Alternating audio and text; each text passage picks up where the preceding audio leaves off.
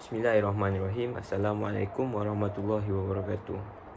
Hi, my name is Ahmad Ashraf bin Amil and I'm a student from University Technical Malaysia Melaka in the Faculty of Technology, Mechanical and Manufacturing Engineering. Today, I would like to present about my research study entitled The Study of Ventilation Airflow to Reduce the Risk of Disease Transmission in the Office Building. Before that, my supervisor is Dr. Muhammad Zulkarnain. Okay, for this slide content, in this slide it contains of introduction, problem statements, objective of study, scope of study, literature review, methodology, expected outcomes, and lastly is my Gantt chart. Okay, now let's move on to the first one, which is introduction.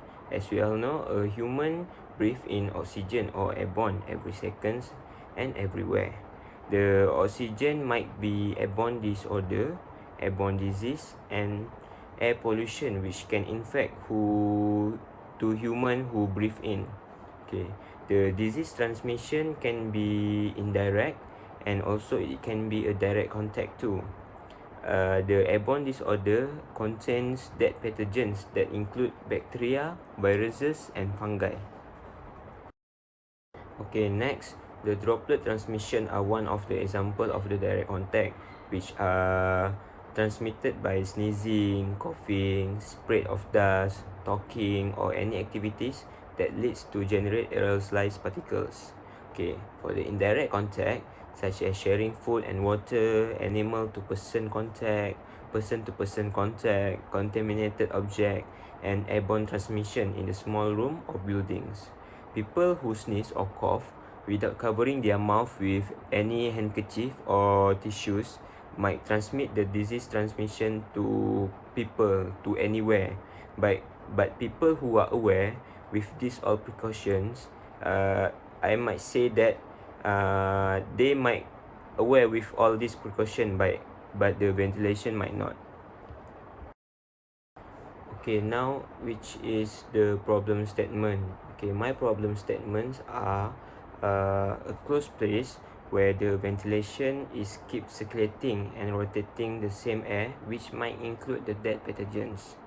Okay, furthermore, the humidity which causing the fungi to grow in a closed place.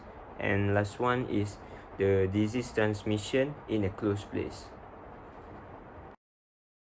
Okay, for my objectives of the study, the main aim for this research is to study the ventilation airflow in the office building or office room to reduce the risk of disease transmission.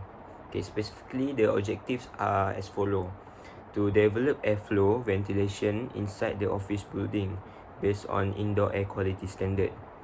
The last one is to take precaution on the disease that could be easily transmitted inside a closed building or inside a closed room. Okay, next is the scope of study. Okay, my scope of study, the study will conduct a space of 3 times 8 times 8 meter with H-ray standard version of 62.1 and 2019 with a minimum ventilation rate of 2.5 liter per second per person. Okay, the office room is occupied by 6-seater staff, which have chairs, tables, and laptops for analysis. The airflow system is a roof-mounted unit with the indoor diffuser located at an arbitrary central location, which are not located or positioned directly above any person. Okay, this is to design a ventilation methodologies which variable to analysis and translate to significantly different with indoor transmission outcomes. Okay, basically it is to analyze the airflow regarding for the potential for high spread of coronavirus nowadays with the infected droplets in the office room. Okay, now let's move on to my literature review. Basically, in my research or in my study, the literature review consists of the three main title which have the subtitle in each main title. Okay, for the first one, the title is the form of transmission. Okay, the form of transmission consists of 3 transmission. The first one is the airborne transmission, the second one is droplet transmission, and the last one is formite transmission. Okay, for the airborne transmission, it is a transmission that caused by infected air who people do breathe in. Okay, for the droplet transmission, it happens when 2 or more people are being together in a closed place, and one of them is sneezing and coughing without covering their mouth with anything, which can transmit the viruses to others. Okay, for the formite transmission, it is related to the droplet transmission, but the difference is when the person is in contact with the droplets such as the saliva. Okay, the next one is the respiratory system of human. Okay, basically this respiratory system of human tells about how can human respiration system affect from the transmission. Okay, the last one is indoor air quality. Indoor environment which can impact the work performance of the worker. And also the last one is about the humidity and temperature inside the closed room. Okay, now let's move on to the methodology of my research study. Okay, basically in my study, I have using the CFD method, which is computational fluid dynamic, used to stimulate the particles dynamic in respiratory airways inside a closed building. Okay, the room design is conducted in a space of 3 x 8 x 8 meter with ASHRAE standard version of 62.1 in 2019 with a minimum ventilation rate of 2.0 liter per second per person. Okay, the office room is occupied by six staffs with chairs and tables inside the room. Okay, the indoor diffuser is located at an arbitrary central location and is not directly above any person inside the closed room. Okay, next, this is my airflow ventilation of an office room. Okay, basically what we can see here, there are 6 seats. There are 6 seater staff inside the office room with 6 chairs and 6 laptops and 6 tables. Okay, as we can see up here, there is the diffuser which are located not above any person. There is the inlet and the exhaust diffuser at the roof mounted unit.